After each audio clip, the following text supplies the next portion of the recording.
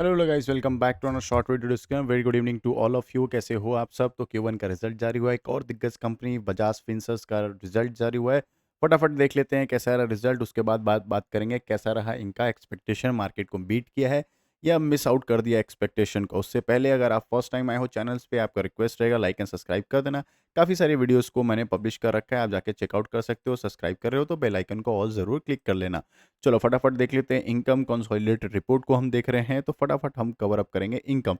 सबसे पहले आपको फॉर्मूला क्लियर होना चाहिए, क्या होता है income minus expense equal to profit. एकदम सिंपल फॉर्मूला। इनकम जितना ज़्यादा अच्छा होगा और एक्सपेंस जितना कम होगा, प्रॉफिट उतना शानदार 5 स्टार होते हुए नजर आ जाएगा। ठीक है, इस फॉर्मूला पे अगर हम रिजल्ट देखेंगे तो फटाफट कवर अप कर लेते हैं।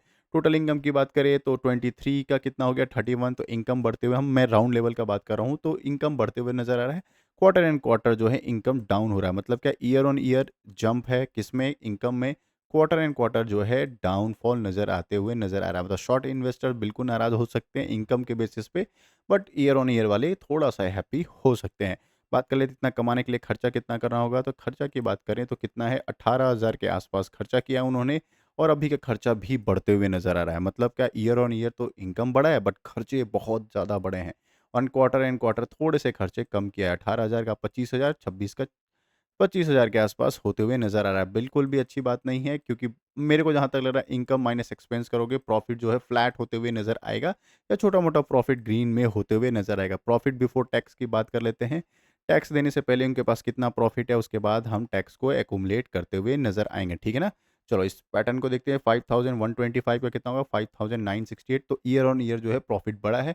क्वार्टर एंड क्वार्टर भी स्लाइटली बढ़ते हुए नज़र आया है। ईयर ऑन ईयर जंप है एक अच्छा खासा। क्वार्टर एंड क्वार्टर जो है थोड़ा-सा बढ़ते हुए नज़र आया था, ठीक है। अब बात करते हैं सारे टैक्सेस वगैरह देने के बाद जो प्रॉफिट आफ्टर टैक्स आता है या प्रॉफिट फॉर द पीरियड आता है। देखो 2 टर्म होते हैं, क्योंकि आपको पता है इंश्योरेंस वाली कंपनी में एक चीज़ और भी होता है, उसको क्या कहते हैं प्रॉफिट आर्बिट्रेड नॉन कंट्रोलिंग इंटरेस्ट। ये इस चीज़ में माइनस होता है, ये इनका प्रॉफिट है टैक्स में, बट ये जो है ये भी एक नेगेटिव ही साइन रहता है। जितना ज़्यादा ये बढ़ेगा ये पैसा मिलेगा, बट ये अभी क्या होल्ड पर है।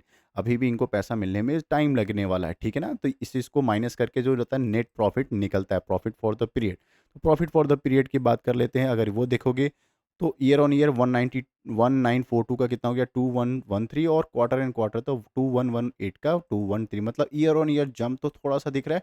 क्वार्टर एंड क्वार्टर जो है फ्लैटिश परफॉर्मेंस होते हुए नजर आया है, ठीक है ना? कुछ खास एनर्जेटिक इनका Q1 का रिजल्ट नहीं है, बिल्कुल भी एनर्जेटिक रिजल्ट नहीं है। वो डायरेक्टली आपको ईपीएस में भी दिखेगा। 12 का 13 हो गया, 13.3 का 13.4 के आसपास दिख रहा है। मतलब कुछ ज़्यादा एनर्जेटिक नहीं है, इसीलिए फ्लैट परफॉर्मेंस होते हुए मार्केट में दिखेगा। आज के दिन मार्केट में देखोगे, अगर बजाज फिंसर्स की बात करें तो एकदम फ्लैट लगभग लगभग हाँ नेगेटिव होते हुए थोड़ा सा दिख रहा है, ठीक है ना? अब बात कर लेते हैं मार्केट एक्सपेक्टेशन क्या था। तो इनका जो प्रॉफिट जो रेज किया है 14% ईयर ऑन ईयर बेसिस पे रेज किया है, जो बस ईयर ऑन ईयर ही अच्छा दिख रहा है। क्वार्टर एंड क्वार्टर तो पूरा पूरा डाउनफॉल ही दिख रहा है, या फिर फ्लैटिश परफॉर्मेंस कह सकते हो। अगर आपके पास ये स्टॉक है तो आराम से बैठे रहना। लॉस में बेचने बेचने वाली कंपनी नहीं है, अच्छी खासी कंपनी है, रिकवर करते हुए आपको दिख जाएगा। ठीक है, मिलते हैं एक और वीडियो में, तब तक के लिए बाय बाय, टेक केयर।